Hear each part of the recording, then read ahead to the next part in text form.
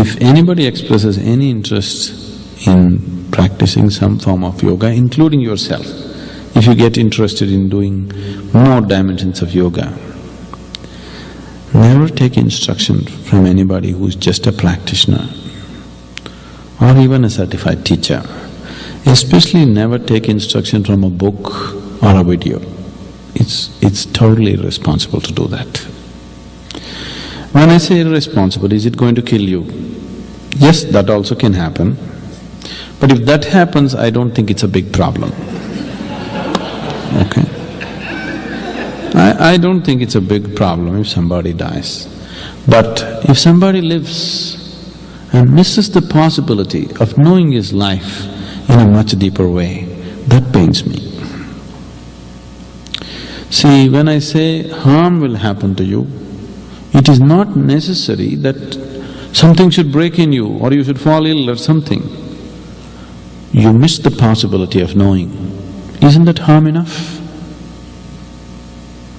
Isn't that a terrible harm? See, somebody caused harm to you does not mean… you're young, you're growing up. Somebody caused harm to you does not mean necessarily they have to shoot at you. Somebody made sure that you did not get your education. Is that bad enough? Yes? Isn't it bad enough? So this is just like that on a much deeper level, but the same thing. Somebody denied you a possibility. That's bad enough, isn't it? It is not that something has to go wrong in terms of your physical health or something else, but that also can happen. Without a very committed atmosphere, there should be no transmission of yoga. Most people in the world will do better without yoga than with yoga. Now, my whole activity in India mostly is in southernmost part of India, and now we have come to Bombay and other places. But where I come from, my native place, I don't teach there. All my friends and family, whatever I know, I never taught them yoga unless they come here, wherever I am. So when I go sometimes visiting, so the first question these days they've given up. Otherwise the question is always, what you're teaching yoga all over the world, why don't you teach me some yoga, my back is hurting.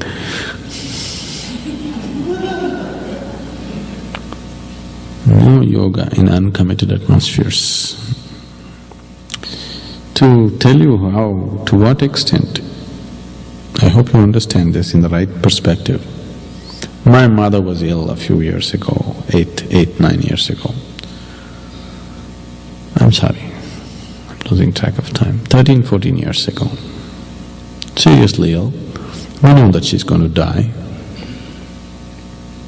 My father being a physician, the family is much more aware that she has a short span of time. And that's the time a lot of somehow people are coming home and telling my mother, oh, you should see the yoga program, you must attend. She's spiritually inclined, she's been initiated in a very early age something, but that's all. As her death came closer, she said, I want to experience this. I want to experience meditation. I said, okay, I'll organize a class in the town, you come. She's in a bad condition, but she could come. As per me, she can come, I could take her and do it. But my father being a physician, he says, no way is she going to leave the house for 3.5 hours and sit there somewhere and anything may happen, Blue light. If you want, at home you do whatever. No going and sitting in the class, I will not allow such a thing because she's not in that kind of condition. I said, it's okay, she can come. But he's the senior man, you know how it is. But my mother repeatedly is expressing, I want to experience meditation. I said, you convince him and come somehow, anyway you're going to die. What is there if you fall dead in my class? See, you just have 3-4 months left. So suppose you die 2 months early, what is going to happen? You do what you want to do, isn't it? But that's not how a doctor sees it. He wants to stretch it to the last minute. She wouldn't have fallen dead, I would have made sure that she experienced something truly worthwhile. But this didn't happen, this went on. Twice I fixed programs so that it's convenient for her to come and attend, but no. I refuse to teach it in an uncommitted… As a mother, if you sit with me, I'm not interested in teaching any yoga to any mother or sister or whatever nonsense. If you sit with me, you have to sit right, properly, otherwise there's no question, no point, because it will not be what it should be. So she died without yoga. Why I'm telling you this is, that's how it is held, not because of some extreme attitude, because we know the implications of what it is. Out of over-eagerness or plain ignorance or because of commercial interests, today yoga is being taught everywhere without any sense. Once you do this, you will see you will kill the whole science. Modern science, when it was evolving, in the early 20s, in the early part of the 20th century, all kinds of fake scientists came up and started claiming all kinds of fantastic inventions. Those days, inventing something was fashionable.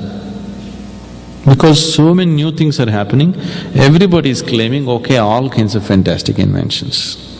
Then the responsible scientific community took time off from their work and established safeguards so that misuse of science does not happen. Science has reached this point today as quickly as it has only because of those safeguards.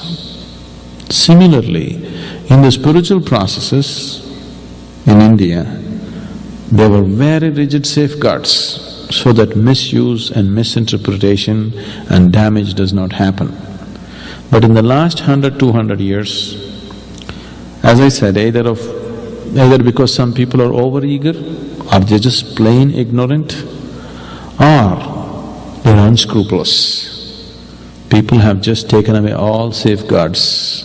You can teach yoga on the beach, you can teach yoga in the theatre, you can teach yoga in the aerobic class, you can just do it anywhere, isn't it?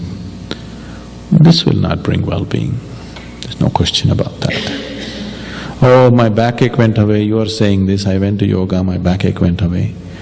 You're happy your backache went away, but you don't know what you missed. You went to yoga and you did not touch the other dimensions of life. You did not create the possibility of slowly moving into other dimensions. That's a terrible damage that's happened to your life. You did not go, you do not know, the possibility is still open. You went and you missed it, then the possibility is sort of closed, isn't it? So don't attempt teaching yoga or reading books and trying to learn yoga. Please do not do such things. If you want to learn asanas, those kind of things, I think there are some people who are teaching it properly. You could learn from them. This dimension of yoga must be taught in a very committed atmosphere. Otherwise, you should not transmit this kind of thing. You'll bring more harm than well-being.